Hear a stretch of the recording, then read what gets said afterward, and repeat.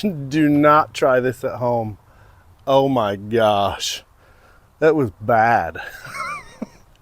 I mean, that was bad. Don't take anything I say as expert advice. Just a homeowner with a big, bad, dangerous machine.